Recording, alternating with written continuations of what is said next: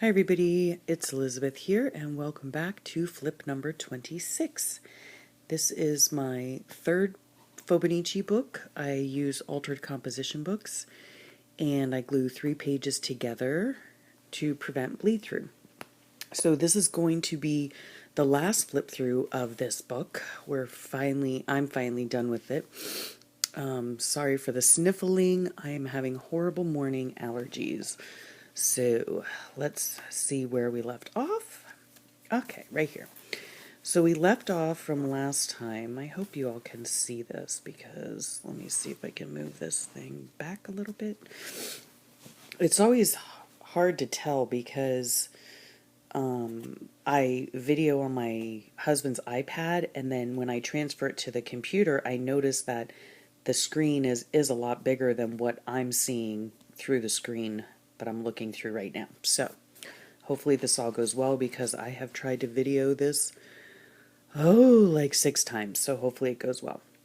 Okay, so we left off here, and on this day was Linda's list at prompt, and it was often mispronounced words, which are such a pet peeve of mine, and they're a pet peeve of my daughter's too. Like, she cannot stand it. And neither can I. And not to say at all that I don't mispronounce words at times, but there are often, commonly mispronounced words that, she and I just cringe over when we hear them. So some of them, one of the main ones that I can't stand is supposedly. When people say supposedly instead of supposedly. Yeah, drives me nuts. So there are some of the rest of them. And then this over here, as you guys know, earlier in the book, I was kind of going through a funk, and so I just took a few days off and did these address labels, painted them up, did some jelly printing on them, and some doodling and some stamping and a lot of other things, and it was inspired by the lovely Cat Hand that's right here on YouTube, and she had used the labels to decorate a sweet little composition book, so I used that as inspiration, and that's what I did for my 4th Fibonacci book, which is for September and October. And so yeah, I love the way it came out, and it's so pretty. So I thank Cat Ham for that inspiration, and it was fun just to have a play date. So let's see what happened that day. So I did a week in review, first world props.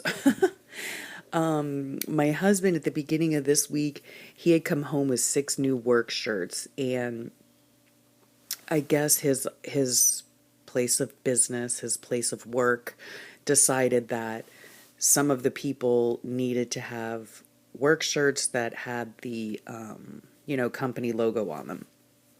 So he brought them all home, and I believe he needed to start wearing them like the next day or in 2 days or something. And I don't iron very often anymore because it's hard for me to stand at the ironing board. So a lot of times, well, all the time, we send his shirts out for cleaning, and we weren't going to have time for that because he was having, meetings and stuff like that with the presidents and vice presidents and blah, blah, blah. So yeah, he needed the shirts ironed. So I did launder them, and I got through ironing 2 of them, and he was just like, that's okay, honey, you don't have to do the rest. They're, wrinkle free enough. So yeah, after I laundered them, they came out of the dryer fairly wrinkle free. They're real good quality shirts. So I was glad for that.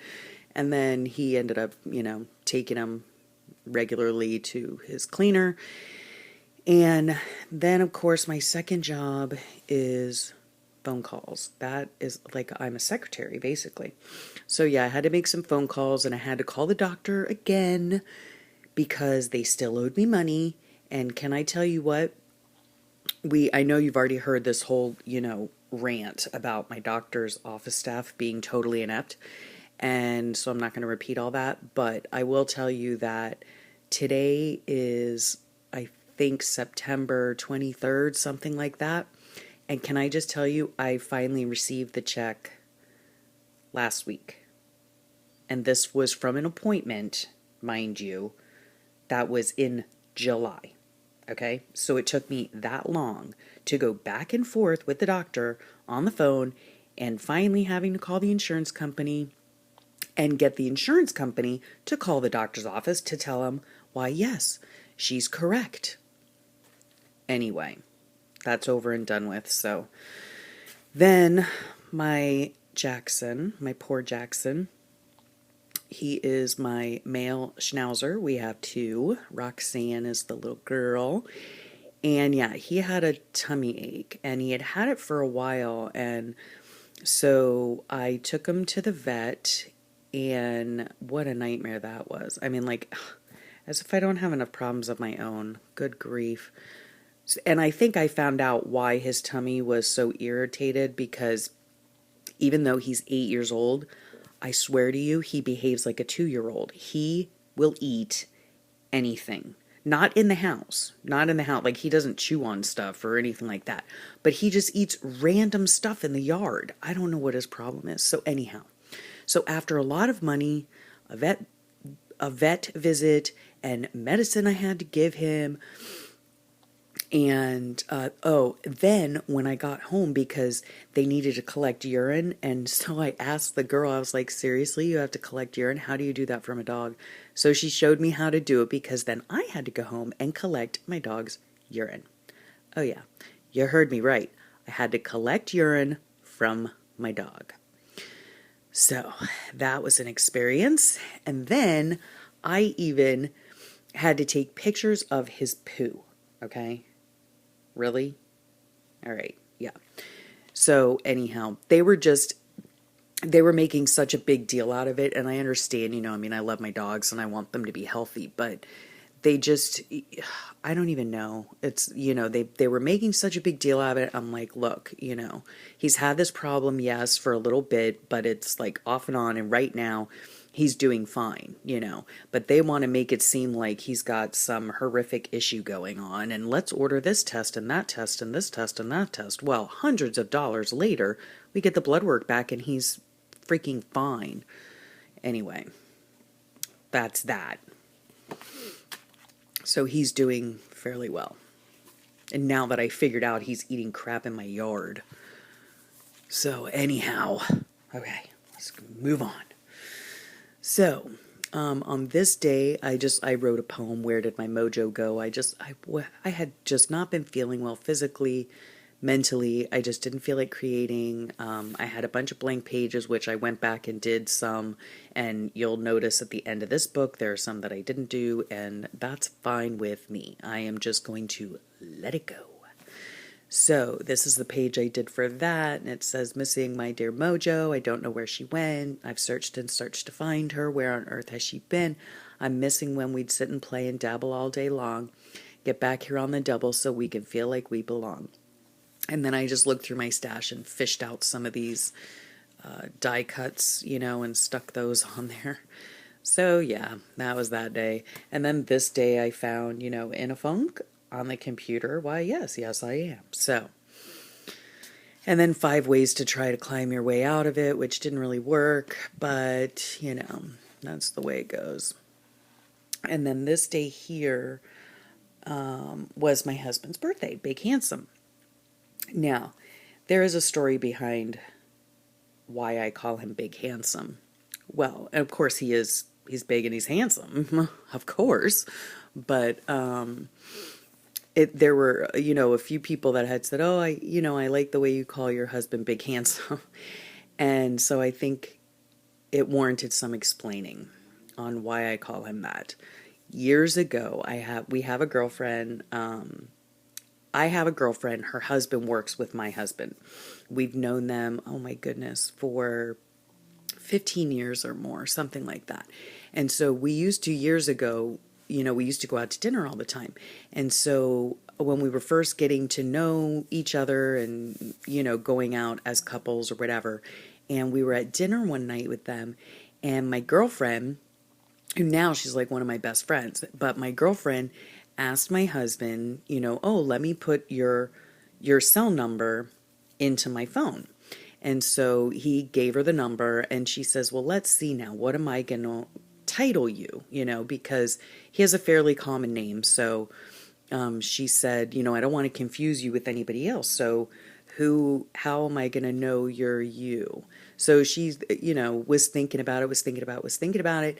And then she said, I know, I'm going to put you as Big Handsome. And that was actually the name of her big black cat. But at that point in time in our lives, of course, it was 15 years ago, so we were 15 years younger. And yes, my husband was, well, he's still tall, dark, and handsome, but he was, he's always been like really tan, and he has dark hair. Now it's a little more silver than dark. And of course, he's bald by choice now. He just shaves his head because it's easier. But yeah, he had dark hair, and he has really tan skin, and he has really light eyes too. So, and really white teeth. So, so yeah.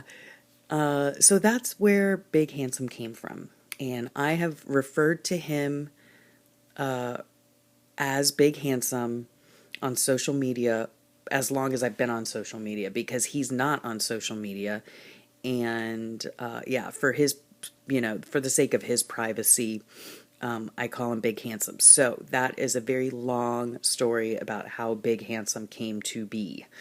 So yeah, I've called him that for a very long time. I don't call it to his face. Like I call him honey or babe or whatever. I hardly ever call him by his name. But anyway, so yeah, that's a very long, boring story about how Big Handsome got his name.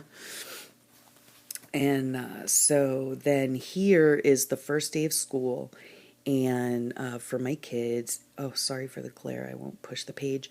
So yeah, so Beauty Queen is a full-time college student, and she's taking math, literature, astronomy, and education, and she is having so much fun with it. I don't think she ever thought she would want to be in education, or, well, I think maybe she thought early on that she wanted to be more in higher education, like become a professor. But now lately she is just so enjoying her job at the after school care program, and she is just loving it. So I'm so thrilled for her. And then my sunshine, he was taking with me. I was trying to piece together an SAT prep class for the math portion, which was literally making my brain hurt. So I was like, no, forget it. So I signed him up for a math class that he's taking. And then also he takes biology with me so that I can handle, I know how to work a microscope, so we're getting through that. And then he takes ethics at college, he takes philosophy at college, he takes a literature in cinema class at the homeschool co-op that we belong to, and then next semester in college he'll take a college math course, and some other course we haven't decided on yet. So they were very excited to start school.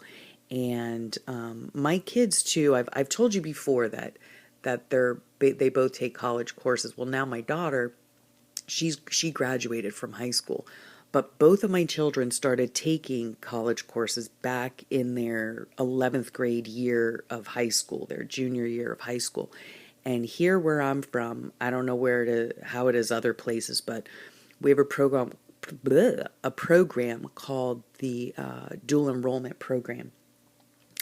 And it is, you get dual credits basically, so you can start your college career early. Of course, they have to take a college entrance exam like everybody else does, and so they took that, got the score they needed, and they were able to start in 11th grade. You can actually start earlier than that here, but I did not feel like sending my beautiful daughter at the age of 14 to college classes with college-age students. So yeah, so she started going in 11th grade, and so did my son. And then Stay Calm was the letter at August prompt, and now we're heading into 14 and a half minutes, so I'm going to hurry up here so I can get through this book. Here was just be content with who you are. I was still in a funk, but this was the Tuesday Tangle, and it was on Peacocks, so I found this at online, and I did the doodling and the coloring in. So that was fun, and then I put a Bible verse that I needed to remember. And then here for the rest of the book is practically blank. I have gone back and just thrown some stuff in because I am the queen of no blank pages. But you know, it was just one of those months and I just wasn't feeling well. And so yeah. Okay, so on this day I put I just don't even know. And that's how it's going to end up. I might color it in. I don't know. I haven't decided. On this day, I had gone back and done this because the prompt was people I admire. And the people that I admire are those that have chronic illness or or are caregivers of chronic illness. In my family alone, the four of us, we have three of us have chronic illnesses. So my husband was diagnosed with chronic pancreatitis. Right now, he's still going through health issues, so it might not, now it turns out it might not be his pancreas. I don't know. It's just like so screwed up. Anyway, my daughter and I have dysautonomia, which I've said before, we both have POTS. And then, of course, all of us are caregivers of each other. My son, luckily, has none. So we're super glad for that.